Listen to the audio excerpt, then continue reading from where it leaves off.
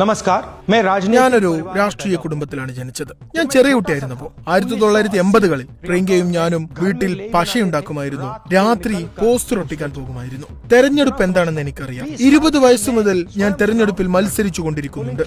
Polling എങ്ങനെയാണ് ഉണ്ടാകുന്നത്, polling booth എങ്ങനെയാണ് മാനേജ് ചെയ്യപ്പെടുന്നത്, വോട്ടർ ലിസ്റ്റ്, ഫോം 17, ഇതെല്ലാം എനിക്ക് കൃത്യമായി അറിയാം. പക്ഷെ കുറച്ചായിട്ട് ഞങ്ങൾക്ക് അരിയിൽ കല്ല് കടിക്കുന്നുണ്ട്. ഇലക്ഷൻ റിസൾട്ടുകളൊക്കെ വന്നുകൊണ്ടിരിക്കുന്നു. പൊതുവികാരം ഒരു വഴിയിലൂടെ ആയിരിക്കും, ഫലം മറ്റൊരു വഴിയിലായിരിക്കും. എനിക്ക് ഓർമ്മയുണ്ട്, ഉത്തരാഖണ്ഡിൽ ഞങ്ങൾ പരാജയപ്പെട്ടു. അതിനുശേഷം ഞാൻ അവിടുത്തെ മത്സരാർത്ഥിയോട് ഇങ്ങനെ ചോദിച്ചു, നമ്മൾ ആ റോഡ് ഷോ നടത്തിയില്ലേ, അവിടെ പോയെന്ന് നോക്കൂ, നമുക്ക് എത്ര വോട്ടുകൾ കിട്ടിയിട്ടുണ്ടെന്ന്. ആയിരക്കണക്കിന് ആളുകൾ വന്നിരുന്നു. പോളിംഗ് ബൂത്തിൽ ആരും വോട്ട് ചെയ്തില്ല. അസംഭവ്യമായിരുന്നു. ഇങ്ങനെ സംഭവിക്കാനേ പാടില്ലായിരുന്നു. അതിനുശേഷം ഛത്തീസ്ഗഡ് മധ്യപ്രദേശ് റിസൾട്ട് ഞങ്ങൾക്ക് തോന്നി എന്തൊക്കെയോ പിശകുകൾ സംഭവിച്ചുകൊണ്ടിരിക്കുന്നുണ്ട്. 2018-ൽ മധ്യപ്രദേശിൽ തെരഞ്ഞെടുപ്പുണ്ടാകുന്നു. ഞങ്ങൾ ജയിക്കുന്നു. ഞങ്ങളുടെ സർക്കാരിനെ മോഷ്ടിക്കപ്പെട്ടു. 2023-ൽ തെരഞ്ഞെടുപ്പ് നടന്നു. ഞാൻ എന്റെ കണ്ണുകൾ കൊണ്ട് ഭാരത് ജോഡോ യാത്രയിൽ കണ്ടിരുന്നു. ഭരണവിരുദ്ധ വികാരമുണ്ടായിരുന്നു. അവിടെ കിട്ടിയത് വെറും 65 സീറ്റ്. ഇംപോസിബിൾ, ഹോ ഹി നഹീ സക്താ. അതിനുശേഷം മഹാരാഷ്ട്രയിലാണ് ഞങ്ങൾക്ക് ആദ്യമായി തെളിവുകൾ കിട്ടുന്നത്. നിയമസഭക്കും ലോക്സഭക്കും ഇടയിൽ ഒരു മാജിക് എന്നോണം പുതിയ വോട്ടർമാരുണ്ടായി. എവിടെയൊക്കെ ഈ പുതിയ വോട്ടർമാർ വോട്ട് ചെയ്തോ അവിടെയെല്ലാം വോട്ട് BJPക്ക് പോയി. മഹാരാഷ്ട്ര തെരഞ്ഞെടുപ്പിൽ ഞങ്ങൾക്ക് സംശയം തോന്നിയപ്പോൾ ഞങ്ങളുടെ മുന്നണിയിലെ എല്ലാ നേതാക്കളും ചേർന്ന് പ്രസ് കോൺഫറൻസ് നടത്തി. ഞങ്ങൾ തെരഞ്ഞെടുപ്പ് കമ്മീഷനോട് പറഞ്ഞു, ഞങ്ങൾക്ക് വോട്ടർ പട്ടിക തരൂ, വീഡിയോ റെക്കോർഡിംഗുകൾ തരൂ. തെരഞ്ഞെടുപ്പ് കമ്മീഷൻ നിരസിച്ചു. ഞങ്ങൾക്ക് വോട്ടർ പട്ടികയും നൽകിയില്ല, ഞങ്ങൾക്ക് വീഡിയോ റെക്കോർഡിംഗും നൽകിയില്ല. എന്തുകൊണ്ട് തരുന്നില്ല? എന്താണ് ഇതിന് കാരണം? ഞങ്ങളുടെ മനസ്സിൽ ചില ചോദ്യങ്ങൾ ഉയർന്നു. എന്താ തെരഞ്ഞെടുപ്പ് കമ്മീഷൻ BJPയെ സഹായിച്ചുകൊണ്ടിരിക്കുകയാണോ? എന്താ തെരഞ്ഞെടുപ്പ് കമ്മീഷൻ തന്നെ തെരഞ്ഞെടുപ്പിനെ അട്ടിമറിക്കുകയാണോ? അതിനുശേഷം ഞങ്ങളൊരു ടീമിനെ ഉണ്ടാക്കി. ഞങ്ങൾ അവരോട് പറഞ്ഞു, നിങ്ങൾ ചെന്ന് ഓരോ മണ്ഡലങ്ങളും ചെന്ന് പരിശോധിച്ചു നോക്കൂ, സത്യം കണ്ടെത്തൂ. എങ്ങനെയാണ് ഇവർ നമ്മളെ ചതിച്ചുകൊണ്ടിരിക്കുന്നത്? എങ്ങനെയാണ് ഈ പണികൾ മുഴുവൻ നടന്നുകൊണ്ടിരിക്കുന്നത്? ആരൊക്കെയാണ് ഈ പണികൾ എടുത്തുകൊണ്ടിരിക്കുന്നത്? ഏറ്റവും പ്രധാനപ്പെട്ട പ്രശ്നം എന്താണെന്ന് വെച്ചാൽ, തെരഞ്ഞെടുപ്പ് കമ്മീഷൻ ഡിജിറ്റൽ ഡാറ്റ നൽകുന്നേയില്ല, ഫിസിക്കൽ ഡാറ്റയാണ് നൽകുന്നത്. എന്ന് വെച്ചാൽ ലക്ഷക്കണക്കിന് കടലാസുകളിൽ അവർ വോട്ടർ പട്ടിക നൽകും. ഡിജിറ്റൽ വോട്ടർ പട്ടിക ആർക്കും ഒരിക്കലും കൊടുക്കുന്നില്ല. കാരണം എന്താന്ന് വെച്ചാൽ, അഥവാ ഡിജിറ്റൽ ഡാറ്റ നൽകിയാൽ തെരഞ്ഞെടുപ്പ് കമ്മീഷന്റെ സത്യാവസ്ഥ ഈ രാജ്യത്തിന് മനസ്സിലാകും. ഞങ്ങൾ ആ ടീമിനോട് പറഞ്ഞു, അവർക്ക് നിർദ്ദേശം നൽകി, നിങ്ങൾ ചെന്ന് പരിശോധിക്കൂ, നിങ്ങൾ ചെന്ന് 5-7 സീറ്റുകളിൽ ചെന്ന് അന്വേഷിക്കൂ, വിവരം നൽകൂ, അവിടെയൊക്കെ ചതി നടന്നിട്ടുണ്ടോ, അതെങ്ങനെയാണ് സംഭവിച്ചത്. ഞങ്ങളുടെ ടീം ഉടനടി മറുപടി നൽകി, 5-7 സീറ്റുകളിൽ ഈ പരിശോധന സാധിക്കില്ല. ഞാൻ അവരോട് ചോദിച്ചു, എന്തുകൊണ്ട് നിങ്ങൾക്ക് കഴിയില്ല? അവരാണ് കടലാസ് കെട്ടുകൾ കാണിച്ചു തന്നത്. ഇതൊരു ലോക്സഭാ മണ്ഡലത്തിലെ കടലാസ് കെട്ടുകളല്ല, ഇതൊരു നിയമസഭാ മണ്ഡലത്തിന്റെ കടലാസ് കെട്ടുകളാണ്. ഈ കടലാസുകളെ മുഴുവൻ മാനുവലി സോർട്ട് ചെയ്യേണ്ടതുണ്ട്. ഇതുവരെ നടന്ന മുഴുവൻ പണികൾ ഞങ്ങൾക്ക് 6 മാസം എടുക്കേണ്ടി വന്നു. ഈ 6 മാസം കൊണ്ട് വെറും ഒരു അസംബ്ലി സീറ്റിലാണ് പണിയെടുക്കാൻ കഴിഞ്ഞത്. എന്തുകൊണ്ട്? ഡിജിറ്റൽ ഡാറ്റ ഇവർ നൽകിയതേയില്ല. അഥവാ തെരഞ്ഞെടുപ്പ് കമ്മീഷൻ ഞങ്ങൾക്ക് ഡിജിറ്റൽ ഡാറ്റ നൽകിയിരുന്നുവെങ്കിൽ ഞങ്ങൾക്ക് ഈ പരിശോധന ഈ രാജ്യം മുഴുവൻ ഓരോ മണ്ഡലങ്ങളിലും 15 മിനിറ്റ് കൊണ്ട് ചെയ്ത് കാണിച്ചു കൊടുക്കാമായിരുന്നു. ഞങ്ങളുടെ അടുത്ത് പരിധിയില്ലാത്ത റിസോഴ്സുകളൊന്നുമില്ല. അതുകൊണ്ട് തന്നെ ഞങ്ങൾ ഈ റിസർച്ച് ഒരു ലോക്സഭയിലെ ഒരു നിയമസഭാ സീറ്റിൽ മാത്രമാണ് ചെയ്തത്. പക്ഷേ എനിക്ക് പൂർണ്ണ വിശ്വാസമുണ്ട്, ഇതുപോലുള്ള 100-ലധികം സീറ്റുകൾ ഈ രാജ്യത്തുണ്ട്. ആ സീറ്റുകളിലെല്ലാം ഇത് സംഭവിച്ചിട്ടുണ്ടാകും. ഓർത്തോളൂ, അഥവാ BJPക്ക് 10-15 സീറ്റ് കുറവാണ് ലഭിച്ചിരുന്നുവെങ്കിൽ ഇന്ന് നരേന്ദ്രമോദി പ്രധാനമന്ത്രിയാവില്ലായിരുന്നു, ഇന്ത്യ മുന്നണി സർക്കാർ രൂപീകരിക്കുമായിരുന്നു. ഞങ്ങളുടെ അന്വേഷണത്തിൽ 5 തരം അട്ടിമറിയാണ് കണ്ടെത്തിയത്. ഡ്യൂപ്ലിക്കേറ്റ് വോട്ടർ, അതിനർത്ഥം ഒരു വോട്ടറുടെ പേര് വോട്ടർ ലിസ്റ്റിൽ അനേകം സ്ഥലത്ത് വന്നിരിക്കുന്നു. ഫേക്ക് അഡ്രസ്, അതിനർത്ഥം അഡ്രസ് തന്നെയില്ല, അതല്ലെങ്കിൽ അഡ്രസ് നമ്പർ 0.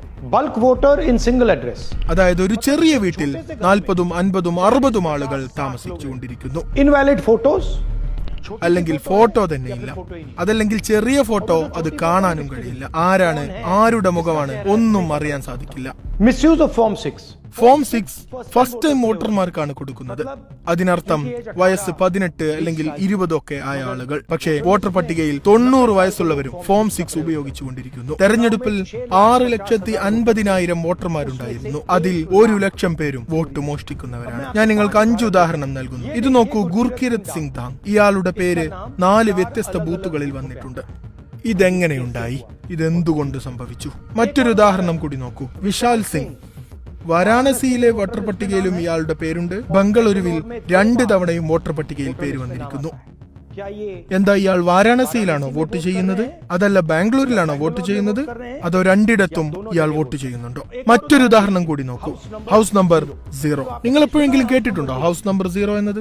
ഞങ്ങൾ ഇതുവരെ കേട്ടിട്ടില്ല. പക്ഷേ ബംഗളൂരുവിൽ ആയിരക്കണക്കിന് ഹൗസ് നമ്പർ 0 ആണ് വോട്ടർ പട്ടികയിൽ. ഹൗസ് നമ്പർ 35ന്റെ കഥ കേട്ടോളൂ. ചെറിയൊരു വീടാണത്.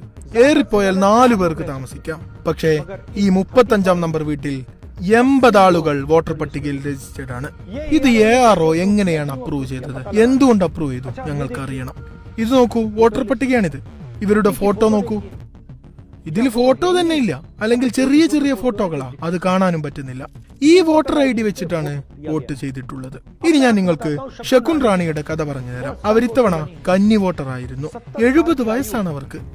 ആദ്യം ഒരു തവണ ഫോം 6 ഉപയോഗിച്ചു. കുറച്ചു മാസങ്ങൾക്ക് ശേഷം രണ്ടാമതും ഫോം 6 പ്രയോഗിച്ചു. 2 തവണ ഇവരുടെ പേര് വോട്ടർ പട്ടികയിലുണ്ട്. അതും കന്നി വോട്ടർമാരുടെ ലിസ്റ്റിലാണ് ഇവരുള്ളത്. ഇവർക്ക് എങ്ങനെയാണ് കന്നി വോട്ടർ ആവാൻ സാധിക്കുക? ശകുൻ റാണി വോട്ട് ചെയ്തിട്ടുണ്ടോ, അതല്ല ശകുൻ റാണിക്ക് വേണ്ടി മറ്റാരെങ്കിലും വോട്ട് ചെയ്തിട്ടുണ്ടോ? ഇത് മറച്ചു വെക്കാനാണ് CCTV ഡാറ്റ ഞങ്ങൾക്ക് നൽകാതിരിക്കുന്നത്. ഈ ശകുൻ റാണി ഇതിലൊറ്റക്കല്ല. ഇങ്ങനെയുള്ള ആയിരക്കണക്കിന് മനുഷ്യരുണ്ട്. ഇവർ ഫോം 6 ഉപയോഗിച്ച് 2ഉം 3ഉം തവണ വോട്ടർ പട്ടികയിൽ പേരിട്ടിരിക്കുന്നു. ഞങ്ങൾ ആദ്യം തെരഞ്ഞെടുപ്പ് കമ്മീഷനിൽ നിന്ന് ഇലക്ട്രോണിക് വോട്ടർ ലിസ്റ്റ് ആവശ്യപ്പെട്ടിരുന്നു.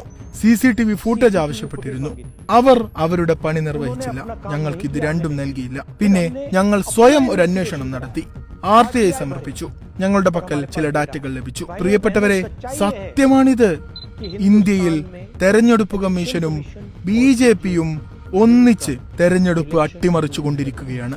ഇതിന്റെ സമ്പൂർണ്ണ തെളിവുകൾ വെള്ളയും കറുപ്പും വേർതിരിച്ച് ഞങ്ങൾ നിങ്ങൾക്ക് നൽകിയിരിക്കുകയാണ്. ഇലക്ഷൻ കമ്മീഷൻ അറിയാം അവരുടെ തട്ടിപ്പ് ഞങ്ങൾ കണ്ടുപിടിച്ചിരിക്കുന്നുവെന്ന്. ഇതുകൊണ്ടാണ് SIR വന്നത്. ഈ SIRഉം മറ്റൊരു വ്യവസ്ഥാപിത തട്ടിപ്പാണ്. തെരഞ്ഞെടുപ്പ് കമ്മീഷൻ ഓപ്പണായി ഒരു ഭയവുമില്ലാതെ BJPയോട് കൂടെ ചേർന്ന് അട്ടിമറിച്ചുകൊണ്ടിരിക്കുകയാണ്. ഈ SIR ഉണ്ടല്ലോ, അതിന്റെ ലക്ഷ്യം പാവപ്പെട്ടവരുടെ അവകാശം, അവരുടെ വോട്ട് നഷ്ടപ്പെടുത്തലാണ്.